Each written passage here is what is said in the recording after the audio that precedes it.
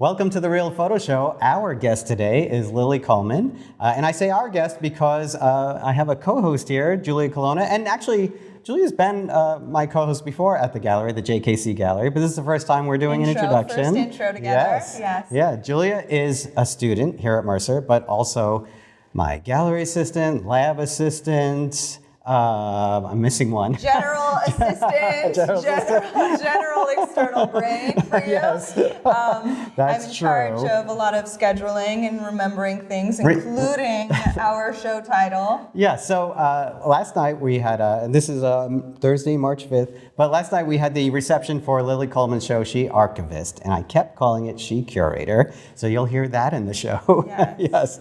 And, you know, Lily is definitely a curator, but that just got stuck in my head. It's just one of those things. And it's why I have an assistant to help me remember things. But yeah, it was a fantastic show, a fantastic conversation. But before we get to that, this podcast is sponsored by the Charcoal Book Club. Begin building or continue to build your dream photo book library today at charcoalbookclub.com. The next book to come out is Calling the Birds Home by Cheryl St. Ong, and I'll read a little bit about it.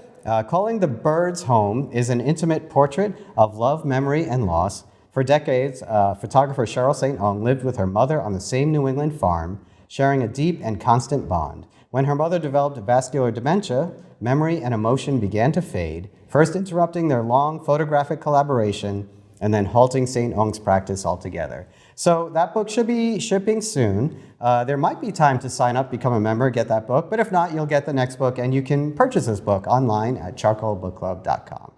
All right, so why don't we get to the show and talk about how it went and everything. It was a really great reception. Fantastic conversation. Yeah, great reception, fantastic conversation. We spoke with Lily Colman and Danny, a fellow student, jumped in. Her and I were able to do some lightning round questions. At the end of the episode, you'll hear. So Danny Paglione is also a gallery assistant and also a student, and but will be graduating soon. Will be, yeah. Both former students of Lily Colman. That's right. Yeah. She has many roles as is fundamental to her work, and we discuss in the conversation. Archivist, curator, yes. Educator, publisher.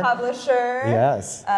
So we should talk about that part because Lily's first publication, Frame Sequence, was on motherhood, and that is part of the show. This is Lily's show, it's She Archivist, but it includes work from Frame Sequence, and some of those artists who were in the first publication will be having a talk with them in a couple weeks. End of March. Yeah. So stay tuned for that. And again, join the live stream or come say hi. Yeah. I thought, again, it went really well. And then Danny comes in at the end with you and you do the lightning round questions, and it was a lot of fun. We got a lot of wonderful background on Lily, where she went after undergrad, how she ended up starting her publication, and how her work evolved over time. Yeah. So, I mean, she tells some very personal story, and that is so much of what informs her work today, and it's really evolved. So it's a fantastic conversation. Yeah. All right. Yeah. I think that's it. Let's do it. All right. Bye, everyone. Bye. Enjoy.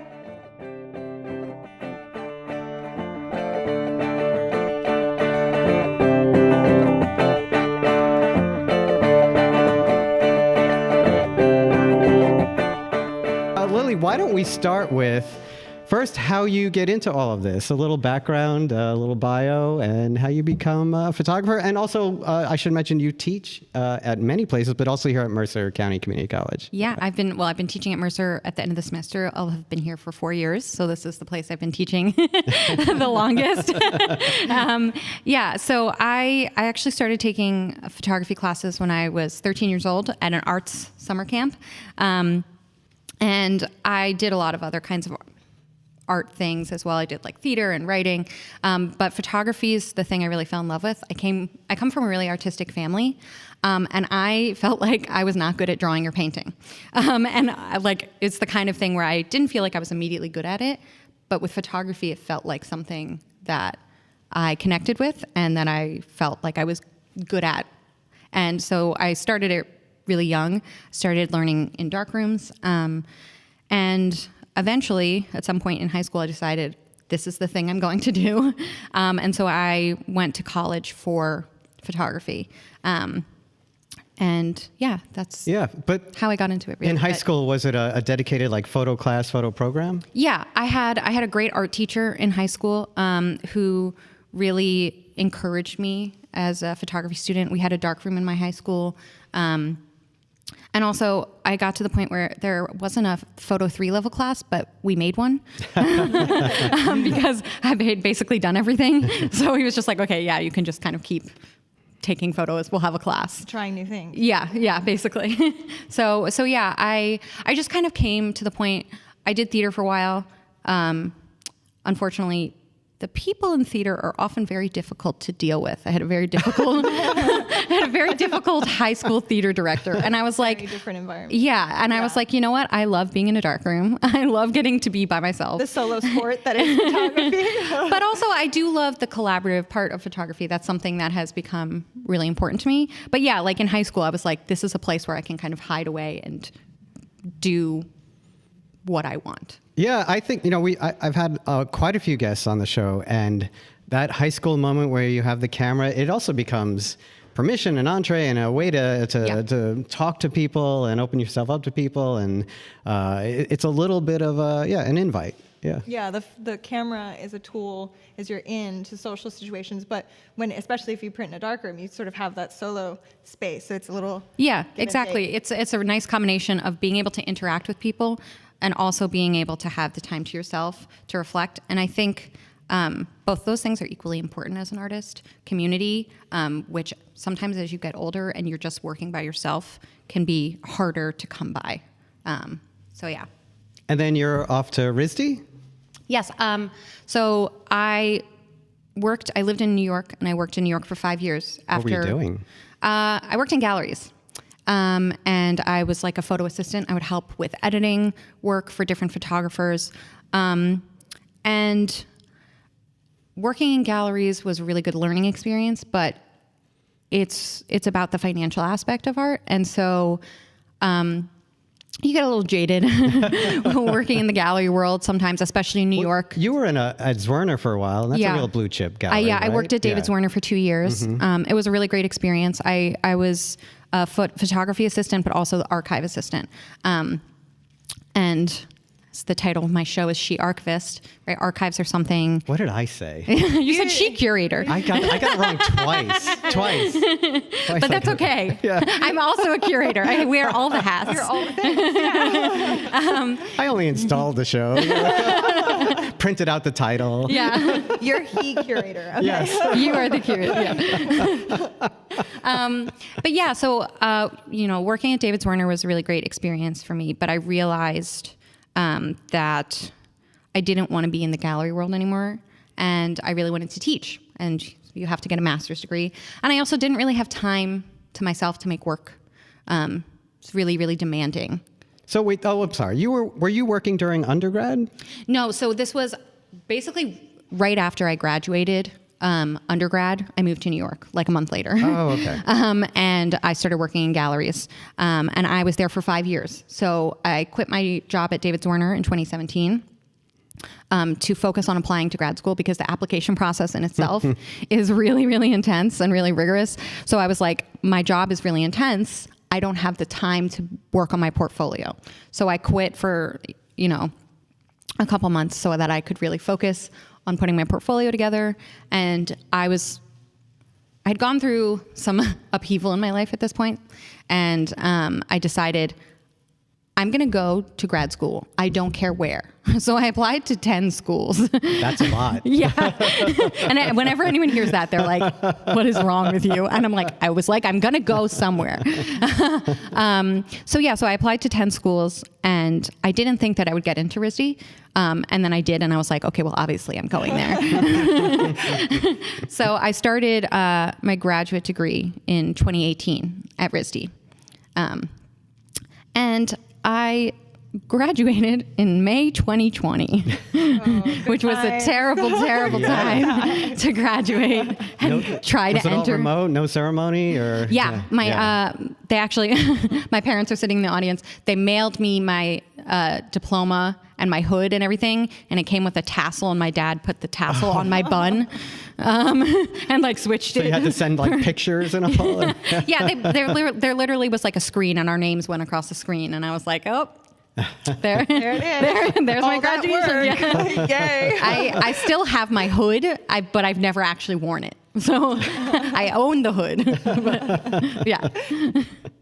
Yeah. So we'll get to the traumatic moments in your life, which are part of the show. Yes. So after RISD, you must have done some teaching at RISD, I imagine, right? Yeah. So part of the reason why RISD was so attractive to me is that they have like a pedagogical teaching program. So you can take classes learning how to make syllabi, right? Create assignments. You do a teaching demo, and then you also have the opportunity to create and teach your own class while you're there. So while I was in my second year, they have something called winter session, we have something similar here, where it's like the month of January. It's like a shortened, intense class that's like 3 or 4 days a week. Intense, Yeah. right. So I was able to create my own course and teach it at that time because I went in knowing that I wanted to teach. So that was something I was really looking at, right? And so like I looked at a lot of great schools,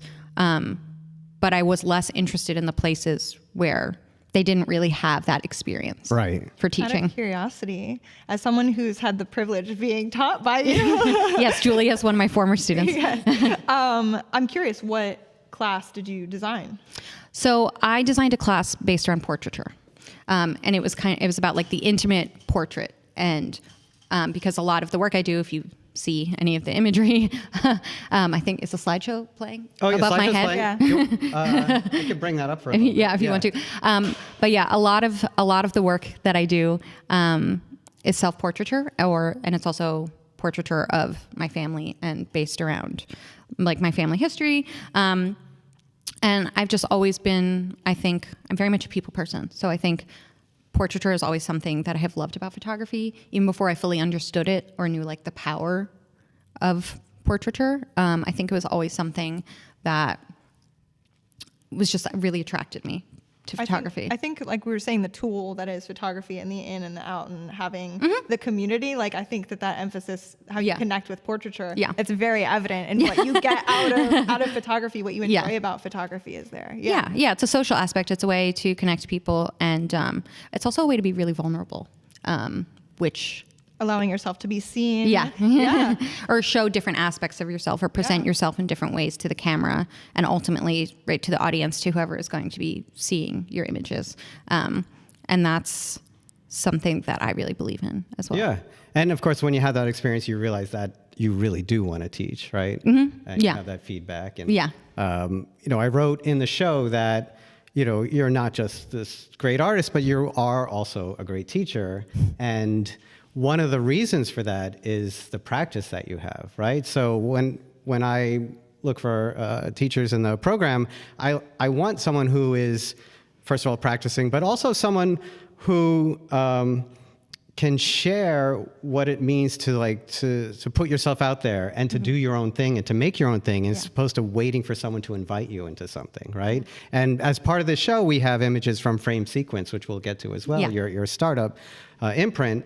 And that's, I think, sort of the perfect blend of like being able to communicate and teach, being an artist, being a good artist, but also having this initiative that lets students know, there are things you're just gonna have to do and put yourself out there. Yeah. As a teacher, you have to be sort of an eternal student. Yes. Right? You're teaching us, but you're also learning in the process. Like over the course of the semester with you, there were things that we were learning together. Mm-hmm. That was really, really a privilege. Yeah. Thank you. Thank you both. Don't make me cry. Wow, the thing I set out to do, I'm actually good at. Yeah, no, I think that's also part of what made me want to be a teacher is that I love learning. I'm a very big nerd. I know, we love our books. Yes. We're always like, I brought in a book today. You brought in a book. Bringing in books to class and sharing them with each other and being excited about, new things in photography, but also just, I mostly shoot color film. So teaching digital photography class keeps me really up to date with every update that comes, right? Photoshop has updates coming out like every few months. This is the most up to date like teaching digital photography basically every semester. I'm like, I know all the AI tools now. These are things I wouldn't have like been keeping up to date with as much if I wasn't teaching about it. But before the beginning of every semester, I'm like, okay, how has Photoshop been updated? Like, what do I need to know to integrate like into my lessons? Yeah. Yeah, and I actually love I teach history of photography, which is what I started out teaching here, and I love it. Like when Julia was my student, she and 2 other students who were also photo majors and like wanted to ask all the questions about it. Nerds. Yeah, the big nerds. And yeah, sometimes they would ask me something and I'd be like, I don't know, but I'll look that up for you and I'll get back to you. Yeah, and I think that's so respectable in a teacher just to just be like, I'm learning with you. Yeah. Like I said, yeah. Well, I'm not going to pretend I know something and then have you come back to me later and be like, you were wrong. Also, like that, like history of photography at this point needs to be like, there's an art 1 and an art 2. Like there's so much. We went over so much in a semester. Yes, we squeeze a lot. Because you also try and get it very holistically. Yeah. Yeah. Did you just recommend another class? Yeah, she's recommending I teach photo history 1 2. and photo history 2. I mean, I could. I squeeze so much information. So after, you get sort of settled and you're teaching, what I want to get to is sort of the foundation of the show. Yeah. I mean, multiple identity, but dual identity idea that you have, right? The she is you. Curator is this role as the artist, but the she is also... Dalton, it's archivist. Archivist. Oh my God, I keep saying curator. Archivist. But archivist is part curator too. Yeah, it is. Yeah. Absolutely. These roles overlap. I think I was writing about being a curator. Yeah. So archivist, she archivist. That dual identity, the she is the you and the personal you, and you had this idea of roles and traditional roles in your life. Yeah. And then the role of being the artist, but also the keeper of sort of family history and tradition. So yeah. I think we should start talking about that. Yeah. Yeah. So I feel like, I think part of this comes from I'm middle child, and there's this kind of like, we have different roles that we fall into, and I have one of my roles that I have kind of fallen into is like the person who keeps track of like stories and memories and photos, right? Because something that I said in my artist statement is that photography and memory are so intertwined, right? Especially if we think about memories from when we're children, and how like there are things we might not actually remember, but a photograph then becomes the memory because it's like, oh, I have this photograph of myself, so I think I remember it, right? So I think for me, the links between photography and memory have always been really strong. And especially if you look through my work, you'll see there's a lot of like family photography. Yeah, I'll run that to start running some of that now. Yeah. So there's a lot of family photos. And that's how I grew up. I grew up in a household like covered with family photographs, covered with just kind of like images of, my ancestors as well. And something I talk about, growing up as an American Jew, right? You have really excellent records, and you have to, because when you've been kicked out of like multiple countries, like for generations, you keep all of the records, right? So we have like these photographs and these records from before, right? Like my great-great-grandparents. Like we had this conversation because I did Ancestry. And yes. The Jewish side of my family was so easy to map out. Yes, it's so detailed. Right? Yeah. And so it's like even when I'm on my mom's side, I'm third generation. On my dad's, I'm like fourth and fifth. So, I am American, but it is like habitually like built into us to keep these records. And my grandfather, actually my paternal grandfather, was super interested in his family history, and he compiled these huge amounts of records. And when he knew I was interested in it, he would sit down with me and be like, oh, here's all the things I found. And it was less directive on my mother's side of the family, but we still had like the pictures everywhere, the stories. My papa, which is my maternal grandfather, New Jersey. Everyone from New Jersey will know Papa. But he was like a really incredible storyteller. He had this one story he would tell us all the time when we were kids. He was the youngest of 4 brothers, and his older brothers would go fishing without him, and he really wanted to go with them. And they were like, "You're going to have to wake up at like 5 a.m." And he's like, I can do it. So he goes in the boat with them, and he's exhausted. And he's like, "You know what? I'm just going to jump in the water to wake myself up." And they're like, "Please don't do that. Don't do that." And he's like, no, it's fine. I'll just jump in. He stands up to jump into the ocean, and a hammerhead shark comes and hits its head against the side of the boat. And so he sat back down and he says, "I'm awake now." Right. So I come from this family, right, that's like really kind of mired in its own mythology in a way. So storytelling is a really big part of my identity. My mom studied film history, right? So I come from all of these different ways of looking at storytelling, and looking at my family history and trying to kind of understand who I am and where I come from by seeing these other people. There's a small photograph installed at the front of the gallery that's a picture of my mother, and everyone thinks it's me, right? And so it's like, the way that we carry things on from people, the way that we replicate. And I don't know if you wanted me to talk about like my trauma now. I love during our talks when we enter therapy. It's okay. So I think in reference to what you wrote, I think we can get into that. Yeah. So, we're joking about, like talking about our trauma, but for me, photography is really therapeutic, right? As an art form, I use it as a way to understand the world and to understand myself. So, when I decided to go to grad school, to apply to grad school, it was immediately after going through being in an abusive marriage and going through a really traumatic divorce. I was very young. I got married at 25, filed for divorce at 26. And that really profoundly shook my core identity and my core belief, because I come from a family of really strong marriages and relationships and almost no divorces. And these almost like it feels almost, as a child, it felt like these like fairy tale marriages. And so when you come from something like that, you don't enter the world thinking that there are people who are set out to deceive you, right? You don't think that people are like that. Right. And I was very young and I was very naive. And basically I got married and he immediately became a completely different person. And so I have a very strong support system. So I was like, okay, this is wrong. And I left almost, as kind of immediately as one does in a situation like that. But it really did change the way that I thought about women and matrilineal inheritance and like the things that are specifically passed down between women. And it's not just like physical objects, but it's also like a way of existing in the world. It's a way of thinking. It's a way of understanding and reading imagery. It's a way of like becoming comfortable with who we are as we get older and deciding which roles we are going to step into or not, right? Making the decision to become a mother, to not become a mother, to deal with the weight of the world's idea about what that decision should be.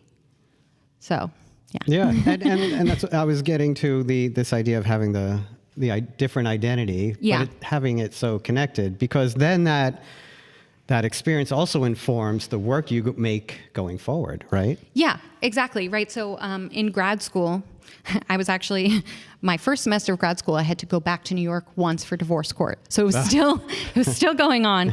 And so the work that I was making in grad school was very directly about that. But the work that I've made now that's in this show, right, it feels like that's like an echo, right, that informs who I am and how I make work and how I exist in the world. But that's not what the work is about. And it feels like this work is like the kind of more evolved version. It's like who I am becoming and how the work is changing because I have changed. Yeah.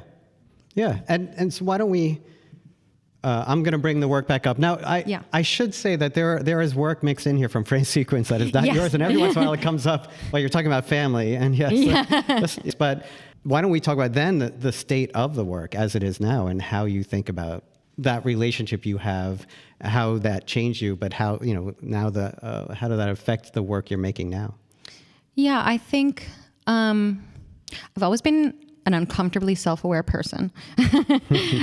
But going through something like that makes you even more so in a different kind of way. And when you go to grad school and you make your thesis about like your deepest trauma, you get very comfortable with people seeing seeing like everything about you, right? That's right. So every week or every 3 weeks, I would put my work up on the walls, and it was about my trauma, and people would rip it apart. That's right, because it's still just like you have to separate sometimes. Yes. The emotional importance of it with whether or not you're really communicating something. You have to you still have to critique the visual. Yes, exactly, because it's not enough, right? The content of your work is important, but it has to be translatable. It has to be understandable by the audience. So I had to literally stand there and be like, okay, are people understanding this? So I have very, very thick skin now. Yep. But I think it also because for me, it's like, it doesn't have to be quite as personal, right? Because for me, the point is in talking about these things that a lot of people don't feel comfortable talking about. That I hope that making these kinds of images and that talking about this makes other people feel more comfortable sharing their experiences, talking about their stories, their like taboo issues. Right. And it's more important for me that the work is universal, that people can look at it and see reflections of themselves rather than it being just a direct reflection of my life and my own experience, which when you're younger as an artist and you're someone who makes personal work, you're like really aiming for it to be a direct reflection of yourself. But it's more successful, right, if it's more universal, if more people can connect to it. Oh, completely. Yeah. So I think that's really how I've changed and how my work has changed, is understanding that like it is okay to have some distance to it. It's still vulnerability. Like it's still an experience that other people can relate to. Yeah, and giving people the ability to identify with their own vulnerability while looking at the work. Yeah, right? Yeah, exactly. Yeah. Well, I think I want to start talking about frame sequence. Yes, okay, that's good. Yeah. Because I think that there are, in talking about themes of family and lineage, right? I find it interesting, your first publication. Do you want to give background on your frame sequence first? Yeah, sure. So frame sequence is it's like nonprofit publication, and it is mostly based on showcasing the work of Philadelphia or Pennsylvania region artists. Right, I lived in New York for 5 years. I have lived in Massachusetts and Providence for school, and Philadelphia has a really vibrant art scene, and it gets overlooked because it's 2 hours from New York. But I grew up in the city, and the art scene there has really shaped me to be the person that I am. So I moved back to Philadelphia during the pandemic, and I have always been really interested in books of all shapes and sizes, but especially photography books. And I feel like the photography book is such an essential way to like disseminate work, right? Because photography in itself is an extremely democratic medium, in the fact that basically everybody has a camera now. Basically anybody can make work. That's something that people both love and hate about photography, but I think is really important, right, is the access. And the photo book is the version of that, right? If you can't pay $20 to go to a museum, you could pay, it might be $60 for a book if it's really high quality, but you get to keep that art. You're not paying thousands of dollars for one framed piece right off the wall. It really does separate photography from the other arts. Yeah. It's that book culture that photography has. Yeah. Yeah, we have a huge book culture around photography, and as Michael knows, interviews tons of different publishers. But yeah, so when I graduated right from grad school in May 2020, and all job searches for professors were halted.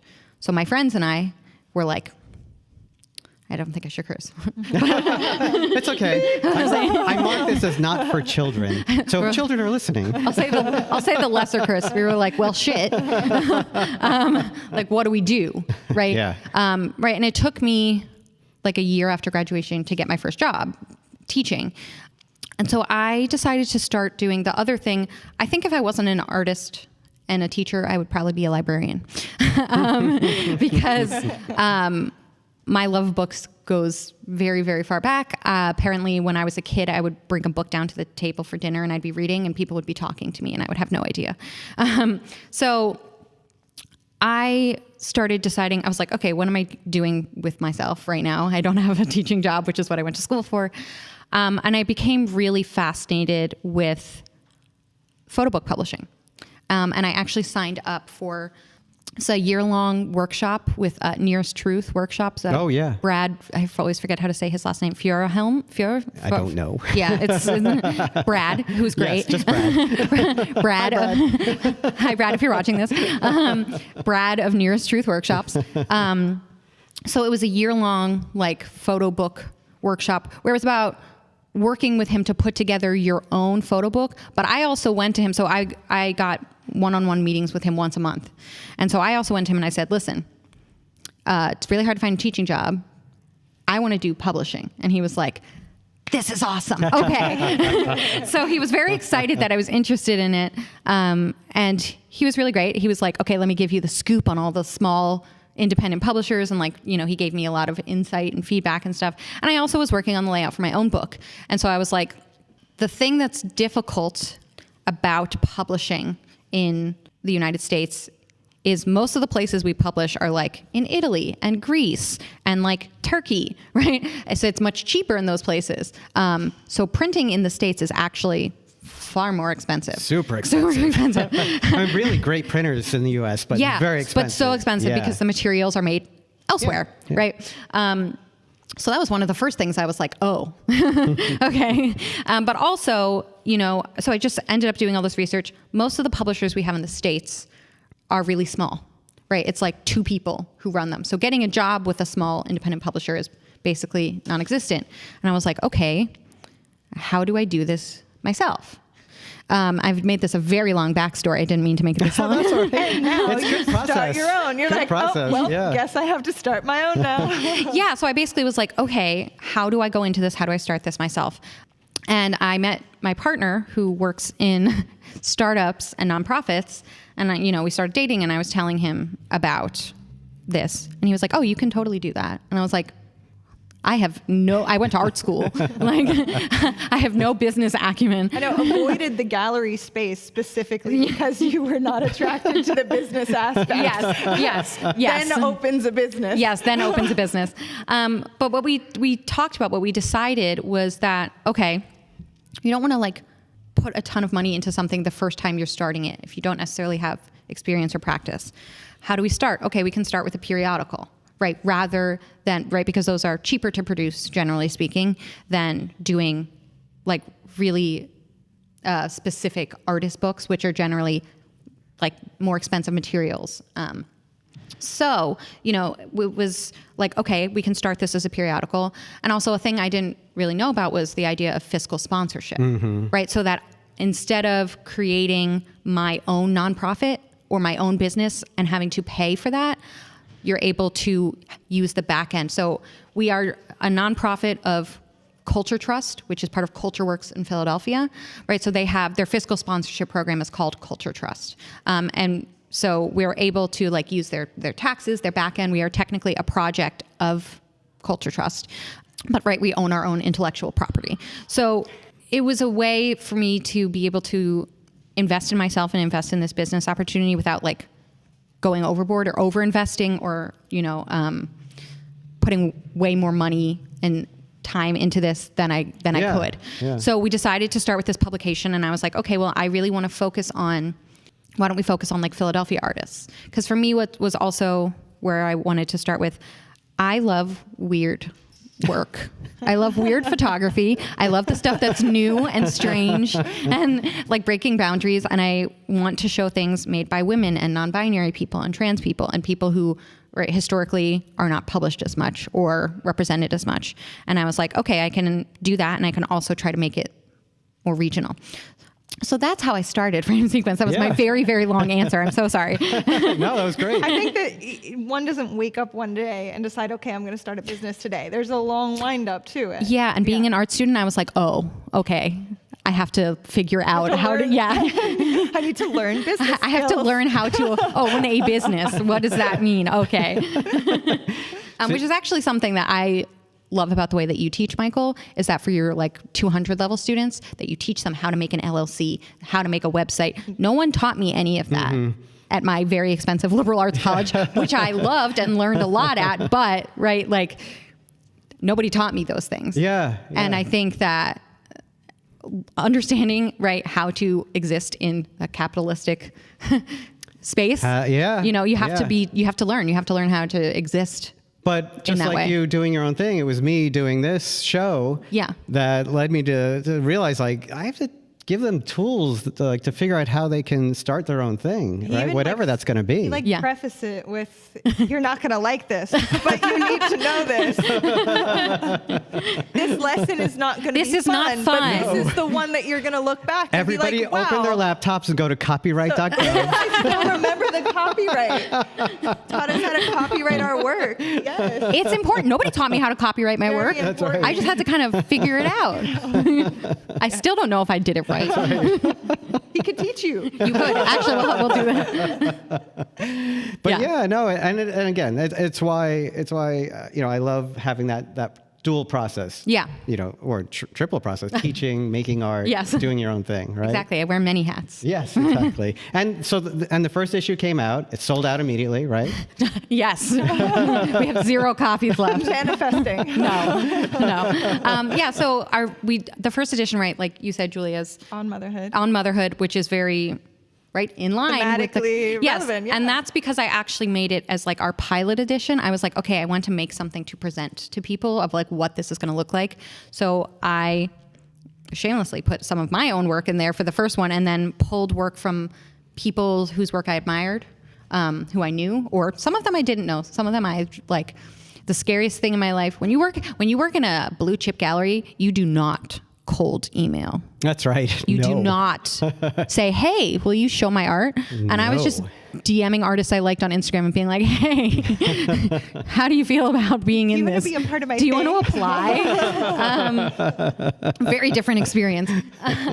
So I just started pulling together from work that I responded to and on a theme that felt important to me.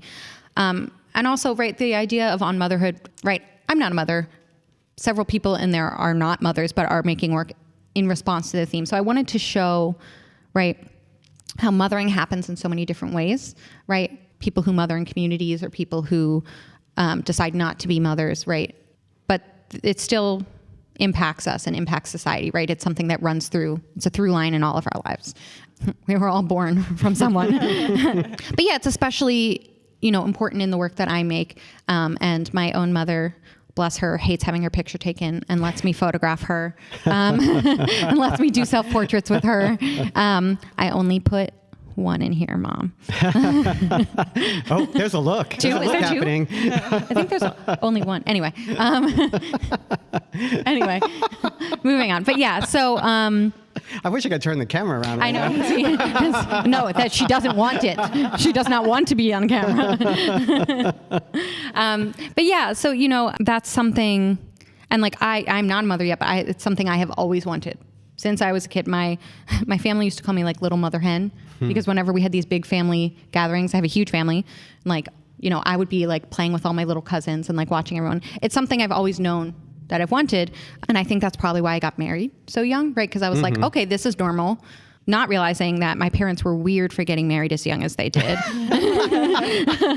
and that like, that actually most people, starting in like the 80s weren't getting married that young. They were like some of the only ones of their friends getting married that early.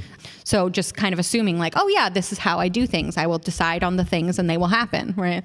Life has other plans when you're figuring those things out. So yeah, it was a subject that was important to me. And I thought, okay, I want to start this publication talking about things that are important to me. So that's why I chose that for the first periodical.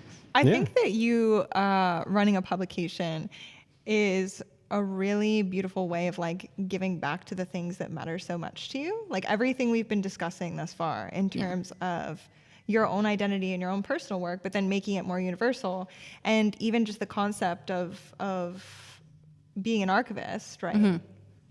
You're basically creating, especially with / curator. Including people you already know. Yeah. You're basically like, hey, be a part of this family album, especially for a first publication. Like, hey, let's make this thing. And then you're saving other people's work as well. Yeah, thank you. That does mean a lot to me. It follows a through line. The thread, one might say, as I use embroidery in some of my work. But yeah, no, that's part of it too, feeling like I want to bring people with me. If I, like, this is no fun for me, or not just fun, but it's like, I don't feel successful if I'm not like bringing my talented friends with me, if I'm not showcasing their work, if I'm not, doing something to help make other people, right? Because part of it, right, is you do figure out that like you have to kind of just figure out a lot of it for yourself. So I'm like, okay, I'm going to take as many people with me as I can. I'm going to grab you. We're all going to go. So that's, I just feel like if you feel like you have certain kinds of privilege, right? I am a white woman, right? And if feeling like, okay, how can I make this space accessible to more people? How can I bring more people in, right? And that's part of like focusing on like Philadelphia and Pennsylvania, like regional artists, and trying to get them more of a spotlight. Yeah, being like a microphone that amplifies other voices. Yeah, or even just giving it to them. And like, I don't have to say it. I am right now. But yeah, I think there was a generational change as well. When the galleries were sort of rising and publishing was rising, like it didn't feel as sort of siloed and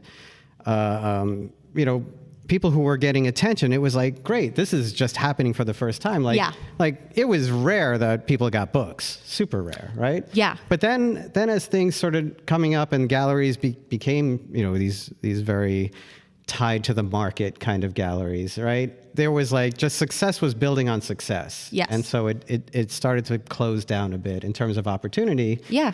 And then I think people started to realize that there was opportunity to be made in collaboration. There was opportunity to be made if people sort of joined forces. And that's when we start getting a lot of artist communities coming together and sort of helping each other and bringing each other up. Yeah, like artists creating collaboratives, or collectives, right?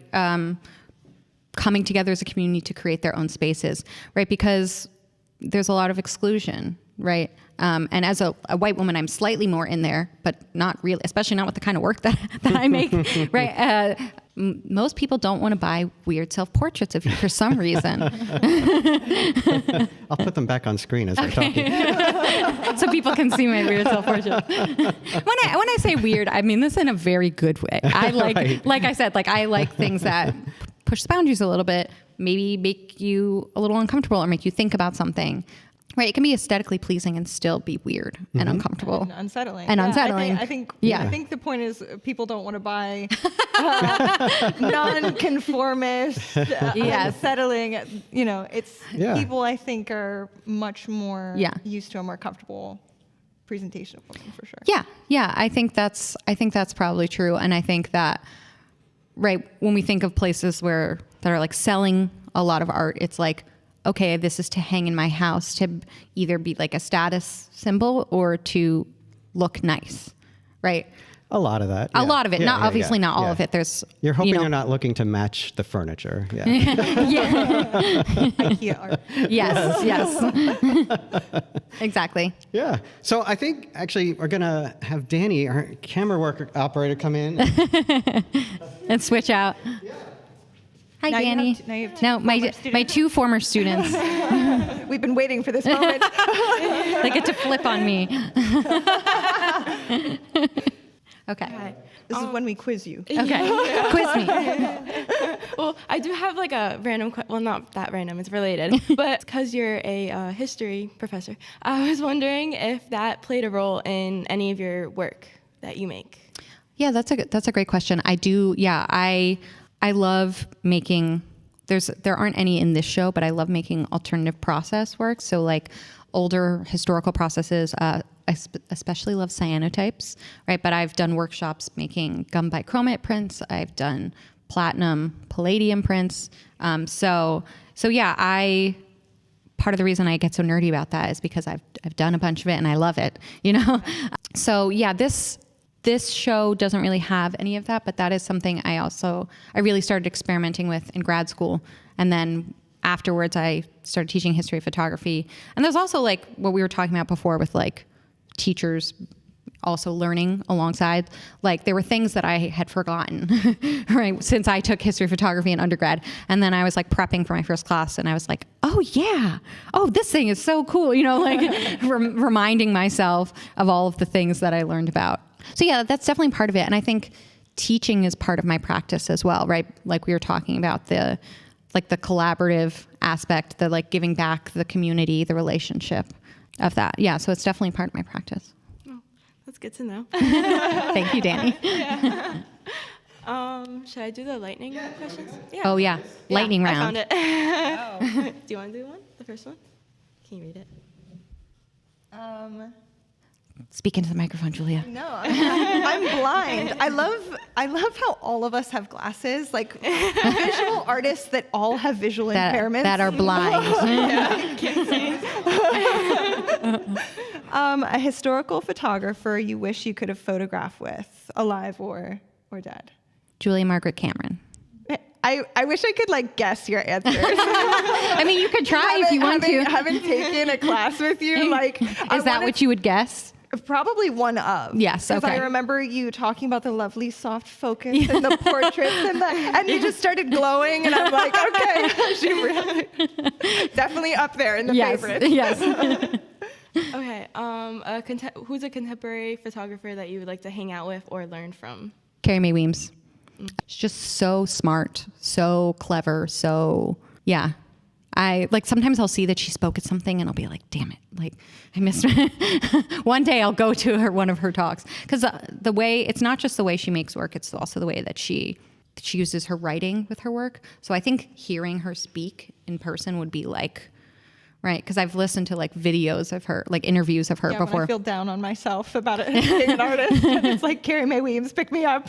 Yeah, her voice is very strong, both within her work and literally. Oh, yeah. I think she started as a writer. So like the incorporation of text is so vital to her work. It really is. Yeah. Yeah, that was really powerful. Seeing her work when you showed it the first time in class. Yeah, when you showed us in class. You bring up Carrie Mae Weems multiple times throughout. Yes, I do.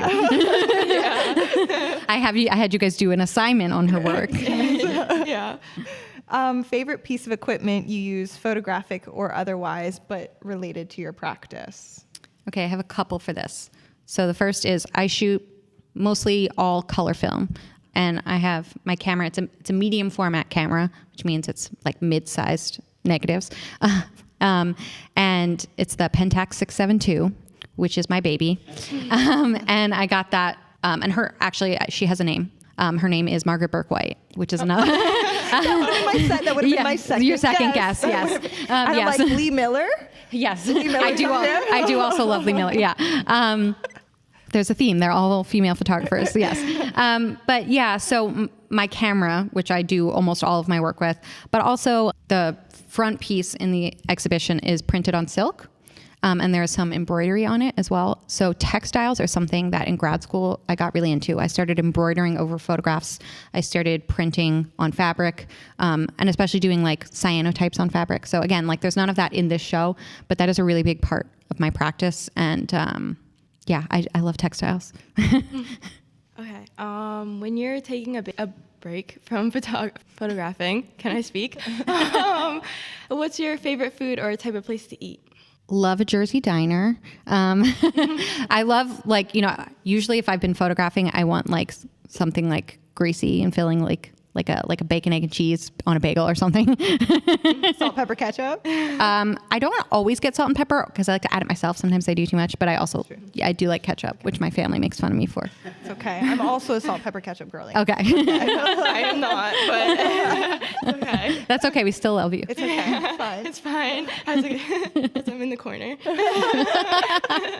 Okay. Well, thank you so much, Lily. Yeah, thank you. Now I get to call you Lily and not Professor Colman. I am officially graduated to being able to call you Lily. Yes, so you are. Thank you so much. Yeah. Thank you guys so much for having me. Oh, yay.